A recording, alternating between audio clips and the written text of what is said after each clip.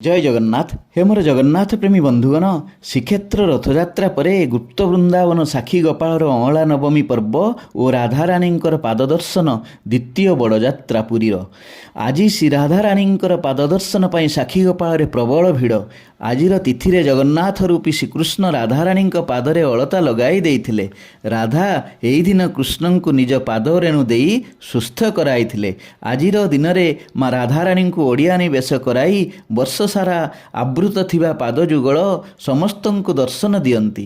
ଆଜିର ଦିନରେ ଶ୍ରୀକୃଷ୍ଣଙ୍କର ମନଲୋଭା ନଟବର ବେଶ ଓ ରାଧାରାଣୀଙ୍କର ପାଦ ଦର୍ଶନ କରି ଭକ୍ତମାନେ ଅଶେଷ ପୁଣ୍ୟ ଲାଭ କରନ୍ତି। ସେଥିପାଇଁ ଆମର ରାଧାରାଣୀଙ୍କର ପ୍ରିୟ ମନ୍ତ୍ରଟିଏ ଶୁଣି ନିଅନ୍ତୁ, ଅଶେଷ ପୁଣ୍ୟଫଳ ପାଇବେ। ତପ୍ତ କାଞ୍ଚନ ଗୌରାଙ୍ଗୀ ରାଧେ ବୃନ୍ଦାବନେଶ୍ୱରୀ ବୃଷଭାନୁସୁତେ ଦେବୀ ପ୍ରଣମାମି ହରିପ୍ରିୟେ।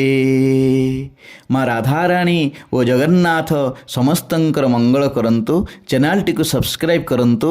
ସମସ୍ତେ ଭଲରେ ରୁହନ୍ତୁ। ଜୟ ଜଗନ୍ନାଥ, ଜୟ ମା ରାଧାରାଣୀ।